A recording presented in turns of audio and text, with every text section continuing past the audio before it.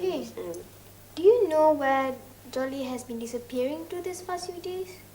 Yes, I've been wondering too. Ah, there she is. Looking for me? Where have you been for the past few days, Jolly? Oh, I've been in the school library looking for some peace and quiet. Why are you looking for peace and quiet all of a sudden? Something bothering you? No, nothing like that. It's just that I want to be able to concentrate on preparing the poem for our literature and English class. Oh, you mean the lake is Not Isla, Chandran. It's pronounced Isle. It's another word for island. The Lake Isle of Innisfree. Yes, that's the one, Borhan. Oh, good, Jolly. Now you can help us with it, and I don't have to crack my head over it. Sure, Elena. That's not a problem at all. Okay, so how about we start on it tomorrow? Yes, tomorrow will be fine. And I didn't know how would I get through this literature in English if it weren't for you guys. And this poem, I don't know anything about it. Hey, it's not pronounced as poem, but poem. You have to get the pronunciation right if you want to learn it, Chandran. And it's not that bad, Chandran. In fact, a poem can be quite interesting. Huh, what's that saying on a man's meat? You mean one man's meat is another man's poison? I guess that describes it. Where have you been for the past few days, Jolly? Oh, I've been in the school library looking for some peace and quiet. Peace and quiet. A statement to mean a state of calm and quiet. Concentrate. A verb to give all your attention to something and not think of anything else. Oh, good, Jolly. Now you can help us with it, and I don't have to crack my head over it.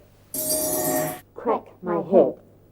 An informal statement meaning to try very hard to figure out something. Pronunciation. A noun that means the way a language is spoken.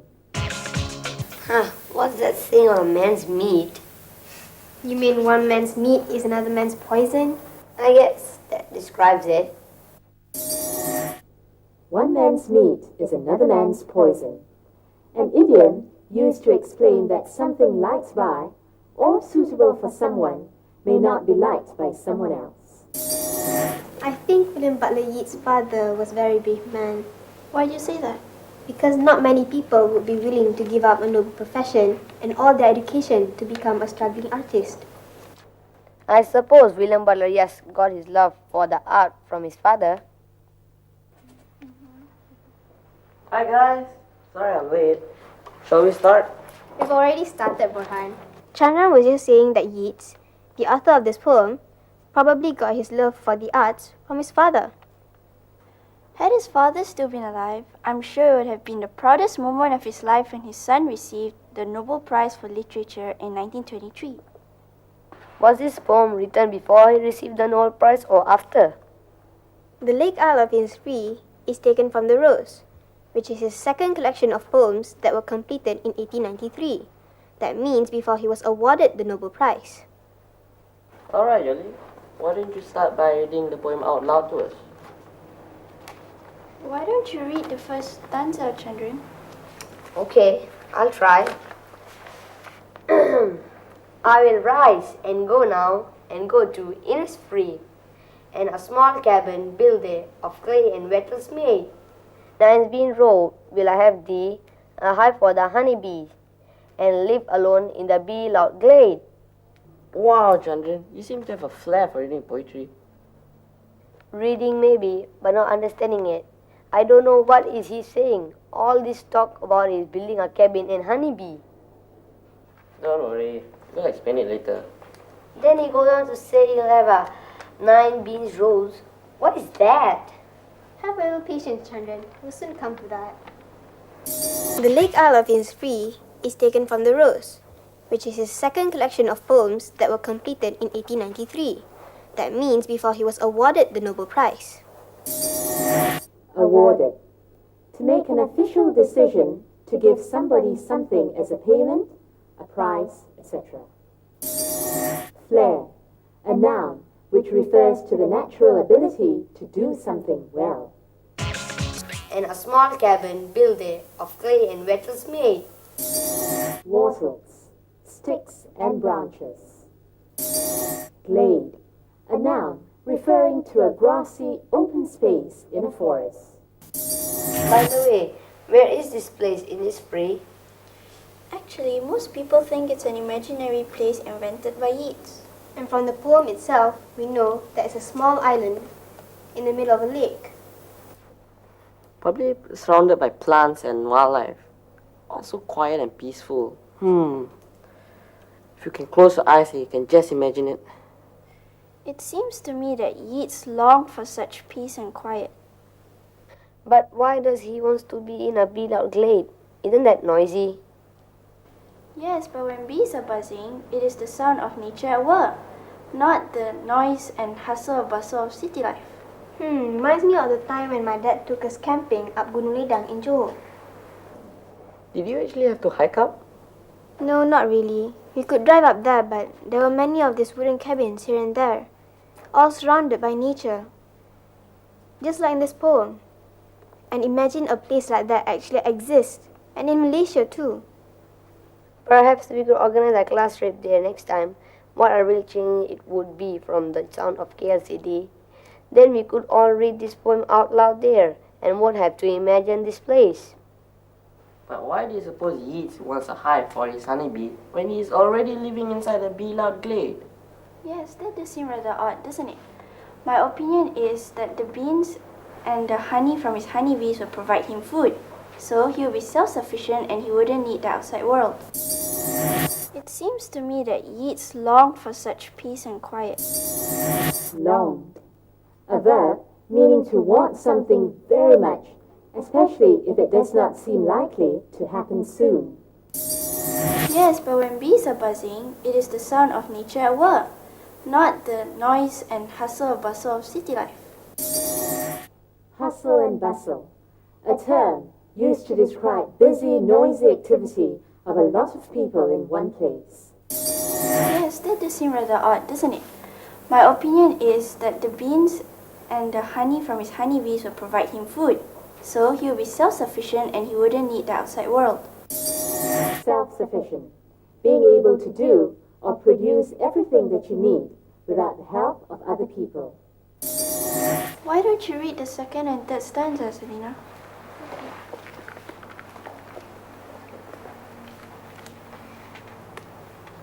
And I shall have some peace there, for peace comes dropping slow, dropping from the veils of the morning to where the cricket sings. There midnight's all a glimmer, and noon a purple glow, and evening full of linnets' wings. I will arise and go now, for always night and day. I hear lake water lapping, with low sounds by the shore, while I stand on the roadway, or on the pavement's grey. I hear it in the deep heart's core. Boy, that sounds confusing. It's so wordy. I can't even make any sense out of it. Yeah, the first stanza was easy enough, but this one's a little difficult. Dropping from the wheels of the morning. Oh dear. What are you saying now? Allow me, my friends. Let me help you out here. The whole of stanza 2 basically describes in different ways all the sights and sounds that exist on Innisfree. So he says the peace envelopes him completely, so much so he can even hear the crickets sing in the daytime. That shows how quiet it is, for crickets are normally heard only at night when everything is so quiet. I see. So the midnight's all a glimmer means that the nights are so clear that he can see all the stars in the sky. You're absolutely correct. I think you're getting the hang of it, Chandran. What Yeats is saying is that it's so quiet there that you can even hear the crickets in the daytime, and the flapping of birds' wings as they fly home in evenings. And that the air is so clear that you can see all the stars by night and all the colors of nature by day. And why do you suppose Yeats may have written such a poem in the first place? Do any of you know? Perhaps because he may have been yearning to go and live in such a place. Maybe whichever city he was living in at the time was perhaps very noisy and polluted. Yes, that's why the last two lines, stanza 3, says that no matter where he is in the city, deep in his heart, he can still hear the sounds of the lake calling him back to Innisfree. By Jove, I think you got it. Yes, you've hit the nail on the head again, Chandran. Well done, my friends. By breaking the poem down bit by bit and asking the right questions amongst yourselves, you have been able to figure out the literal and figurative meanings. Yeah.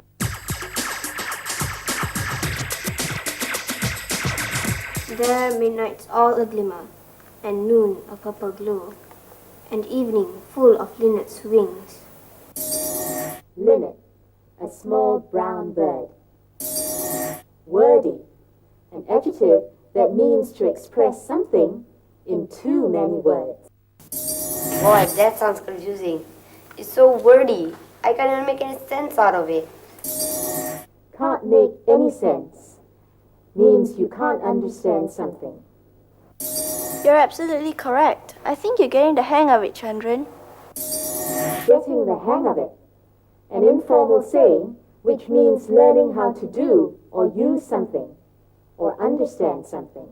Hit the nail on the head. An idiom, a way of saying something is exactly right. Hey Jolie, thanks for all the help with the poem yesterday. I was quite prepared today and even surprised my teacher. You don't have to thank me, Chandran. I really enjoy our group study sessions together. You even pronounced the word correctly. Poem. So, have you changed your mind about literature in English class now, Chandran? Well, I suppose I'm getting to like it. Where's Borhan? Our class is putting up one of the Shakespeare's plays, Macbeth, and Boran has the lead role, so they are busy practicing now. I'm reading it as well so that I know what are they talking about. What's the play for? For the year-end concert at school, the whole class is pretty excited about it. The costumes are going to be quite grand. Does Borhan know he's going to have to wear a leotard? He's gonna have a fit when he finds out. We'll let Mrs. Paul, who's in charge of the play, tell him that. Oh, by the way, Chandran, here are the Gunung Ledang brochures you asked for. Thanks, Alina. I've already suggested it to our form teacher. He's the one who asked us for this brochure. Ever since we did the Lake Isle, I seem to be more aware of the sights and sounds of nature. Yeah, me too. Looks like literature in English classes are doing not just our English good, but making us more aware of our surroundings. We should have another session soon, and this time we should read it outside. And then it will be just like how Yeats wrote it. Come on, guys. Let's go on and watch Boran practice and see how he looks in his outfit. And on the way, you can all tell me what are the most common sounds you hear on the streets. Probably nothing more than cars horning or dogs barking or... Hey, don't jump the gun there and don't sound so sad about it. We all get our chance to hear different sounds when we go on our trip to Gunung Ledang. Come on, let's get going. I don't want to miss the rehearsal and to watch our friend looking funny in his costume. Okay? Does Borhan know he's going to have to wear a leotard? Leotard, a piece of clothing which fits tightly over the body, usually worn by dancers. He's gonna have a fit when he finds out. Have a fit, an idiom to be very shocked, upset, or angry. Brochures, a noun, a small magazine or book containing pictures or information about something or advertising something. Hey, don't jump the gun there and don't sound so sad about it. We all get our chance to hear different sounds when we go on our trip to Gunung Ledang. Jump the gun, a phrase that means to do something too soon. Rehearsal, a noun that means a practice performance of a play or something similar.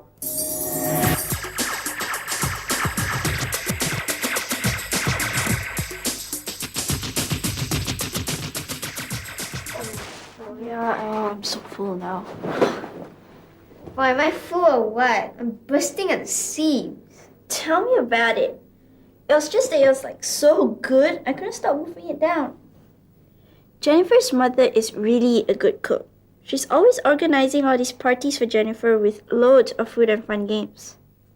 Yeah, and she kept piling the food onto my plate.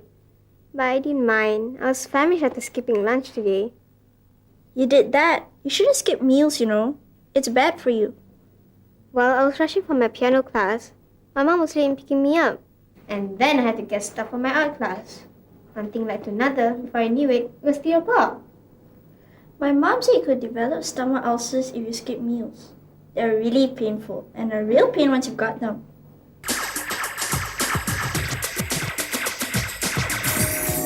Why, am I full or what? I'm bursting at the seams. Bursting at the seams. Alina used this expression to describe how full she was. She had overeaten and was feeling very bloated. Imagine a pillow that is stuffed until the seams are almost giving way. This is how Alina must have felt. It was just that it was like so good, I couldn't stop wolfing it down. Wolfing it down. Wolfing is a slang word meaning that you eat your food very quickly without any interruption, much as how a dog would gobble up his dinner. Yeah, and she kept piling the food onto my plate. But I didn't mind. I was famished after skipping lunch today. Piling food on my plate. Pile is a verb as well as a noun, depending on how you use it. Jennifer's mother, being a good host, was piling a lot of food on Alina's plate. In this case, piling is used as a verb. A pile of sticks. In this case, pile is used as a noun to denote a stack or a heap of sticks. Famished, very hungry or ravenous. Hi, what have you girls been up to? Nothing good, I'm sure. You two look like fat cats lounging on the sofa. What do you mean? Well, we're actually recounting what a splendid time we had at Jennifer's when you guys walked in. What did you do? Anything exciting? Yes, do tell. Don't keep us in the dark. When you keep someone in the dark, it means you don't tell them what's happening. Let's see if the girls will tell the boys what they've been up to. Oh, Jennifer invited us over for her birthday, and there was a mountain of food. Kari kapitan, popia, mee siam. Not to mention rojak, rendang, ayam percik, murtabak, the whole works. Gee, it's really making my mouth water. So how come we weren't invited? You know, being such popular guys in school and all. Yeah, unfair. Well, sorry to disappoint you guys, but it was really a hen party. Hen as in chicken? Did you dress up as chickens? Give me a break, Chandran. Jolly, would you care to explain? But of course, a hen party is an all-girls party, you know, where no boys are allowed. Hen, female, get it? As opposed to cockerel, male? Okay. Guess you learn something new every day. Well, the least you girls could do was to pack up some food for us, right? You know, doggy bag or something. Are you crazy? You don't do that at a party unless the host suggests it. Yes, it's bad manners. My dad said that some people at his workplace really have this bad habit whenever there's an office function. They just start packing food in serviettes and squirreling it away, even before everyone has had their fill. Well, the least you girls could do was to pack up some food for us, right? You know, doggy bag or something. Doggy bag, leftovers. When you go for dinner at a restaurant and you can't finish your food, you can ask the restaurant to pack the leftovers for you. The phrase was originally coined to suggest the leftovers were meant for your dog, hence doggy bag. I agree. It's such a greedy thing to do. Anyway, what else do you have? Any Pranakan food? What's that? Aha, so there's something you don't know after all, Miss Smarty Pants. Okay, so what's Peranakan? Well, Have you heard of the babas or nonyas? They're the same thing. The men are called babas and the women nonyas. They're mostly from Penang and Malacca, the former street settlements. Yeah. They're supposed to be Malay in form and Chinese in spirit, whatever that means. Remember your history? In the 15th century, when Malacca was a great trading center, the Emperor of China gave his daughter Hang Lipo as a bride to the Sultan of Malacca. She brought with her about 500 of her people, and over time, these Chinese intermarried with the locals, and their descendants today are what we call Peranakans, Babas or Nyonyas, whichever term you want to use. So you mean to say that they've been here for over 500 years? Whoa. Yes, and what's interesting is that they wear Malay dress. The kebaya with brooches called kerongsang and eat Malay food, but they actually follow Chinese customs and rituals. Now that you have mentioned it, my neighbor down the road must be a Nyonya. She invited us over for Chinese New Year once, and we were amazed to see all the Malay dishes. And it tastes good too. Otak-otak, sambal petai, paiti. The cuisine is a mix of Chinese and Malay, and they wear beaded slippers. How come you know so much about the babas? Did you learn it from a National Geographic special or something? Or maybe one of his ancestors was a Baba. You never know. It's possible. Anyway, to answer your question, I visited the Baba and Nyonya Heritage Museum in Malacca last school holidays, and it's a fascinating place. Really? Was there a lot to see? My mom dragged me there, and I thought it's gonna be a boring place. But after an hour, I still couldn't tear myself away from the museum. Lots of antiques, gold ornaments, and even marriage beads. Marriage beds? Sounds interesting. Yeah, I think I've seen a picture of it. Well, they're big and decorated with dragons and birds. Marriage was a big thing in this community. Oh boy, it's already 10. My mom's gonna have a fit. I didn't realize the time. Mine too. It's not because of you, Borhan. Going on and on about the Peranakans. Yeah, blame it on me. That's what I get for educating you girls, right? Women, you can't beat them.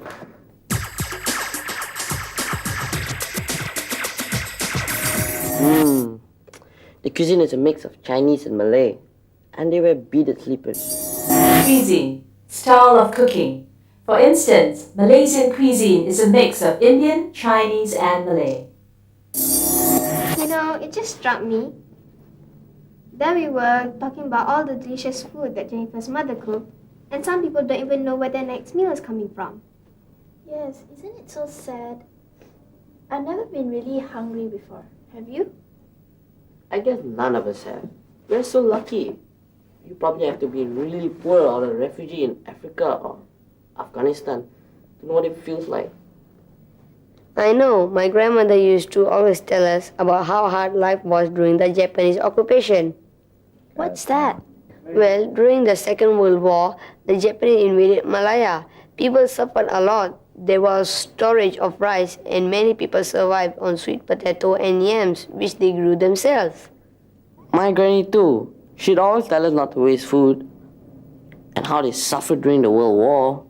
The Japanese was really cruel and cut off people's head.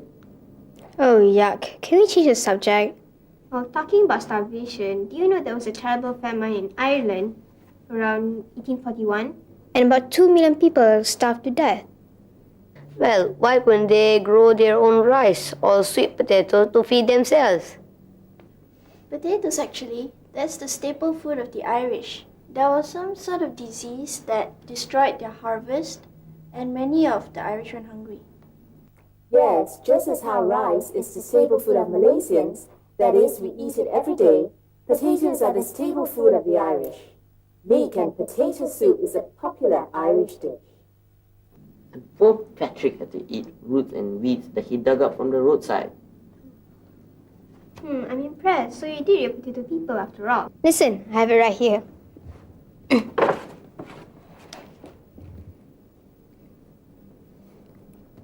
Patrick had not had any food for 3 days, and he was desperately hungry. A week earlier, he and another boy from the village had found half a dead dog. The meat smelled terrible and there was worms in it. But still they had eaten it. Afterwards, they had been sick for 3 days and 3 nights, and Patrick had thought he was going to die. I think I'm going to puke. I suppose if you're that hungry, you'll eat anything. Yes, I can understand if you were desperate, but some people actually eat weird stuff under normal circumstances, like dogs, worms, and monkey brains. You must be joking. No, it's true. The Aborigines of Australia eat worms. It's a delicacy. They call them wisty grubs. And in Hong Kong, they actually eat the monkey's brains while it's still alive. They tie the monkey under the table, make a hole in the monkey's head, and scoop up the brains. Why go so far? In Malaysia, some people hunt down sun bears and roast their paws alive. It's illegal because sun bears are endangered species. You're really sick in the head. I think I'll go see how John is doing. Can we change the topic? Hey, but you started it. Yeah, with your potato people. I think I'm going to puke.